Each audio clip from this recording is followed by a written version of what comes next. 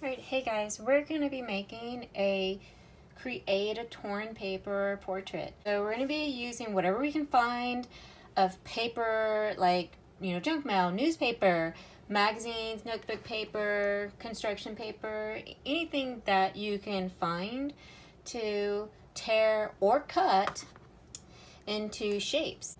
We're going to create the portrait of either yourself or, a family member. Either one is fine.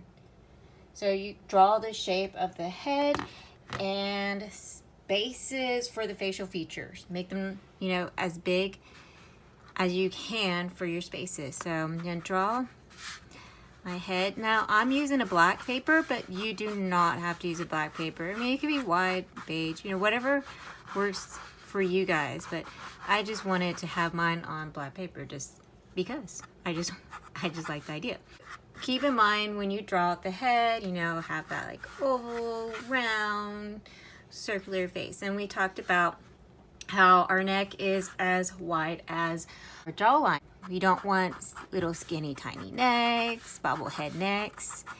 We want as big as our jawline. Then we also want, at the shoulders, get the shoulders in. And this is all going to get covered up when you guys get your paper, you cut it or you tear it out, to create. Now I was just using my pencil to draw out my face, and then I'm going to draw out the spaces for facial features. So go in. We talked about the eyes. So I'm just going to draw out quickly, the eye area. Maybe I should make a little T-bar mark just so we have it. So we got the eyes. We got the mark for the nose, and we have one for the mouth area. So we have our little T-bar, and then we have our marked out spaces. And then we talked about the two eyes have a space that's as big as another eye that can fit in between. Yes, weird fact, but true.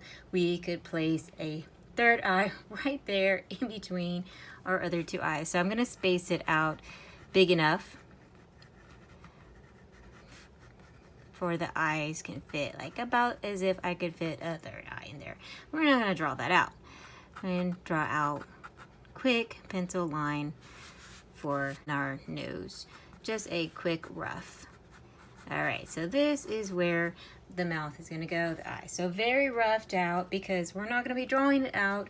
We are going to be cutting it out or tearing. You can rip and tear, it's up to you. Or you can use different types of paper, like this, beigey type of construction paper. I got some notebook paper and quite a few magazines here. See if I use them. I may or may not use everything there, but hey, I just have it in case. So don't forget, we have to put it down and glue it down. You have the stick glue, or if you got Elmer's glue, it's better. This is still Elmer's glue, so it's clear. Or if you rather use tape, and y'all guys got some tape, crack open that tape. Okay, so I'm gonna put those aside, and then I guess I'll figure out which one I want to use. I might go with the glue stick. But if you use the glue like the Elmer's glue, remember, dot, dot, not a lot. I'm gonna go ahead and stop mine and show you my artwork after I'm done.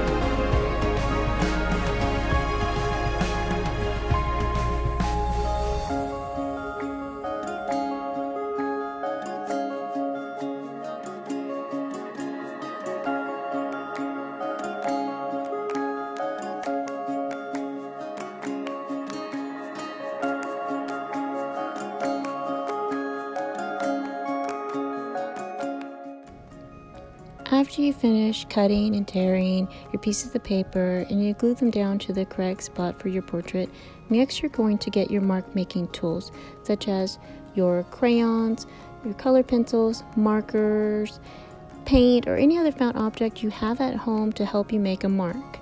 For that extra detail such as glasses, headbands, bows, or any other added detail to finish off your portrait.